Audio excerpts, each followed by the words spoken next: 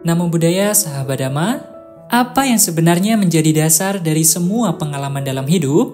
Mengapa kita sering merasa gelisah, tidak puas, atau menghadapi tantangan yang seolah tiada akhir?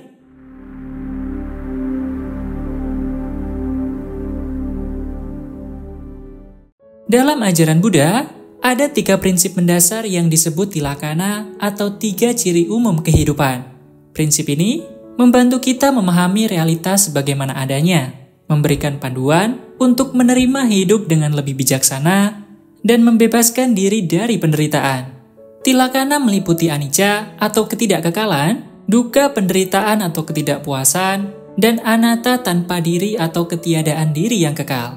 Melalui video ini, kita akan membahas setiap ciri dengan mendalam, bagaimana tilakana mempengaruhi hidup kita, dan bagaimana kita bisa mempraktikkan ajaran ini untuk menemukan kedamaian sejati.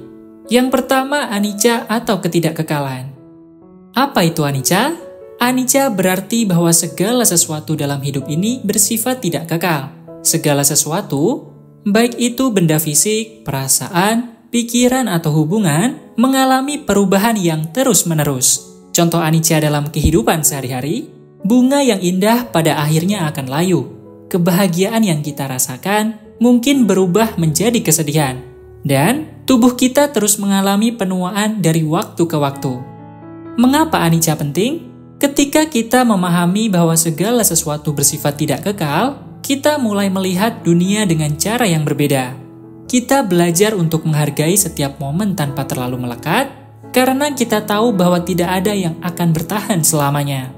Lalu, bagaimana menerapkan anicca dalam hidup? Yang pertama, kita harus menerima perubahan dengan lapang dada. Jangan melawan perubahan. Alih-alih, terimalah bahwa perubahan adalah bagian alami dari kehidupan. Yang kedua, kita harus menghargai saat ini. Fokus pada apa yang sedang terjadi sekarang, tanpa terlalu terjebak oleh masa lalu atau khawatir tentang masa depan. Jenis yang kedua adalah dukkha, penderitaan atau ketidakpuasan.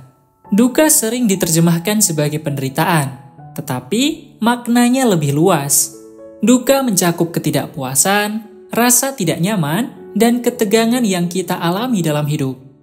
Dukkha dibagi menjadi 3 jenis. Yang pertama, dukkha-dukkha, atau penderitaan yang jelas seperti rasa sakit fisik, kehilangan, atau kesedihan. Yang kedua, viparinama dukkha, atau penderitaan karena perubahan, seperti kebahagiaan yang memudar atau kehilangan sesuatu yang kita cintai. Dan yang ketiga, sankhara dukkha, adalah penderitaan karena kondisi hidup yang selalu tidak memuaskan. Mengapa dukkha penting? Dukkha membantu kita untuk mengenali bahwa ketidakpuasan adalah bagian alami dari hidup. Dengan memahami ini, kita dapat mengubah cara kita merespon kehidupan dan belajar untuk tidak terlalu terikat pada hal-hal yang menyebabkan penderitaan. Lalu bagaimana menerapkan dukkha dalam hidup? Yang pertama, kita harus mengenali sumber ketidakpuasan. Sadari apa yang membuat Anda merasa tidak bahagia. Apa itu keinginan yang tak terpenuhi? Atau harapan yang terlalu tinggi? Yang kedua, kita harus belajar untuk melepaskan. Jangan biarkan penderitaan mendominasi hidup Anda. Berlatihlah melepaskan keterikatan pada hal-hal yang tidak bisa Anda kendalikan. Yang ketiga adalah anatta, tanpa diri atau ketiadaan diri yang kekal. Anatta mengajarkan bahwa tidak ada diri yang kekal atau tetap dalam diri kita. Segala sesuatu yang kita anggap sebagai aku, sebenarnya terdiri dari elemen-elemen yang terus berubah, seperti tubuh, perasaan, pikiran, dan kesadaran.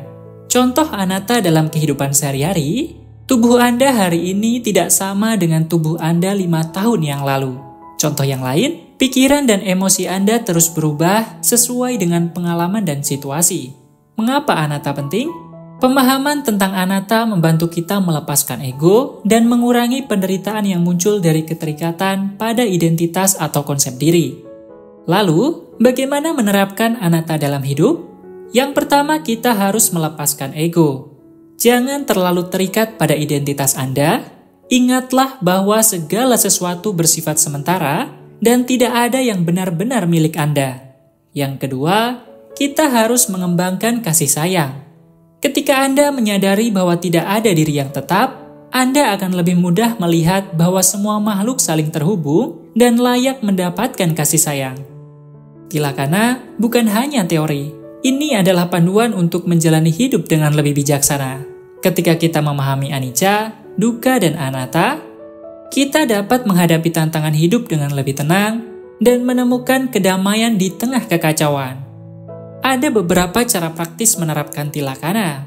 Yang pertama, meditasi kesadaran. Latih kesadaran untuk memahami sifat tidak kekal dan tanpa diri dalam setiap pengalaman. Yang kedua, refleksi harian. Luangkan waktu untuk merenungkan bagaimana tilakana tercermin dalam pengalaman Anda sehari-hari. Yang ketiga, mengembangkan sikap melepaskan. Belajar untuk menerima kehilangan, perubahan, dan ketidakpuasan sebagai bagian dari kehidupan. Kesimpulannya, hidup memang penuh dengan tantangan. Tetapi, dengan memahami tilakana, kita dapat mengubah cara kita melihat dunia.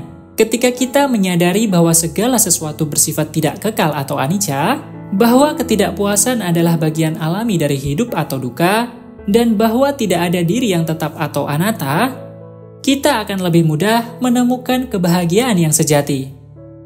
Pemahaman ini bukan hanya untuk direnungkan, tetapi untuk dipraktikkan dalam setiap aspek kehidupan kita. Dengan menjalani hidup berdasarkan kebijaksanaan tilakana, kita dapat menemukan kedamaian batin yang tidak tergoyahkan oleh perubahan dunia. Jika Anda merasa video ini memberikan wawasan baru untuk memahami hidup, jangan lupa untuk like video ini, bagikan kepada teman-teman Anda, dan subscribe ke channel ini. Klik lonceng notifikasi agar Anda selalu mendapatkan pembaruan konten bermakna seperti ini. Bersama, mari kita melangkah menuju kedamaian dan kebijaksanaan.